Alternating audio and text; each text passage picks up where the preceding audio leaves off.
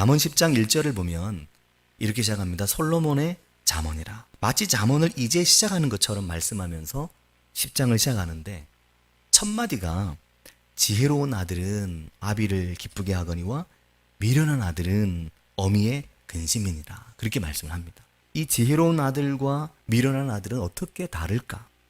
가장 큰 차이점은 뭘까? 이런 부분을 계속해서 질문을 하게 되었었습니다. 사랑하는 여러분, 지혜로운 아들과 미련한 아들, 지혜로운 성도와 미련한 성도는 뭐가 가장 큰 차이점일까요? 잠언이 말씀하는 지혜로운 아들은 이미 생각이 나무랄 데 없이 지혜롭고 판단이 정확해진 사람이 아닙니다. 잠언은 그렇게 말씀하지 않습니다. 오히려 그렇게 생각하는 것이 교만이다. 그렇게 말합니다. 이 지점이 교만한 자와 지혜로운 자의 경계선입니다. 나는 날마다 하나님의 지혜가 필요한가? 아니면 나는 하나님의 지혜 없이 살아가는데 문제가 없는가? 이게 잠언이 말씀하는 지혜로운 자와 교만한 자의 경계선입니다. 이미 그 지혜를 가지고 살아가는 사람이 아니라 날마다 그 지혜의 보고이신 하나님의 말씀과 가까이 하면서 하나님의 말씀으로부터 지혜의 찔림을 매일 받고 그 말씀에 매일 나를 비추고 살아가는 사람을 잠언은 지혜로운 자라고 말씀을 하는 겁니다. 선인은 여호와께 은총을 받으려니와 악을 꾀하는 자는 정죄하심을 받으리라. 그냥 지나가 무슨 말인지 모를 수 있지만 하나님의 말씀을 가까이 하는 그가 바로 선인이라고 말씀합니다. 선에서 선인이 아닙니다.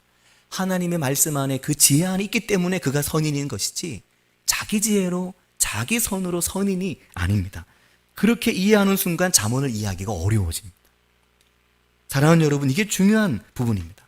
잠언을 읽으면서 계속 만나게 되고 사실 좀 의아하기도 한 부분이 뭐냐면 그건 하나님께서 지혜로운 사람과 그렇지 않은 사람을 구분하고 나누시는데 그렇다면 지혜로운 사람은 정말 지혜롭고 의로운 사람은 정말 의로워야 되는데 그렇지 않은 겁니다. 여기에서 우리가 보게 되는 잠언의 놀라운 특징 하나는 하나님의 사랑이 굉장히 편향적이라는 거죠. 그렇게밖에는 말하기 어렵습니다. 정말 지혜로워서 지혜로운가 보면 그렇지 않은 겁니다. 정말 선인인가 싶어서 보면 그렇게 선인도 아닙니다. 그럼에도 불구하고 절대로 충분히 선하고 지혜롭지 않음에도 불구하고 잠언은 그를 인정해주고 그를 높여주며 그에게 존영을 주고 그를 향한 특별한 사랑과 안전을 담보해 주신 하나님을 말씀을 통해서 말씀하고 있는 겁니다. 이걸 잘 알 수 있는 말씀이 잠언에 굉장히 많이 나오지만 특별히 12장 13절 입술의 허물로 말미암아 그물에 걸려도 의인은 환난에서 벗어나느니라. 악인이나 의인이나 똑같이 삶에서 그물도 만나고 환난도 만나는 것입니다.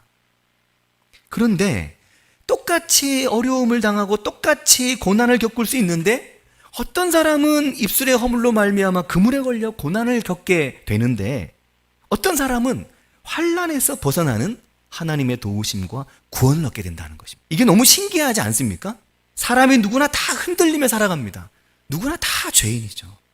하나님 앞에서 의롭다, 지혜롭다 누가 말할 수 있겠습니까?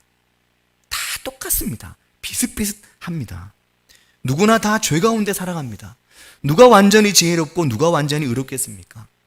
성경은 그렇게 절대 말씀하지 않으시는 겁니다. 하나님께서 의롭다 인정해 주시는 것이고 하나님께서 사랑과 은총을 주시는 것입니다. 똑같이 실수하고 똑같이 어느 날 보면 죄 가운데 있습니다. 더하고 덜하고가 없습니다. 똑같습니다. 비슷합니다. 사람 볼 때 다른 거지 하나님 볼 때 똑같습니다. 그런데 차이가 있죠.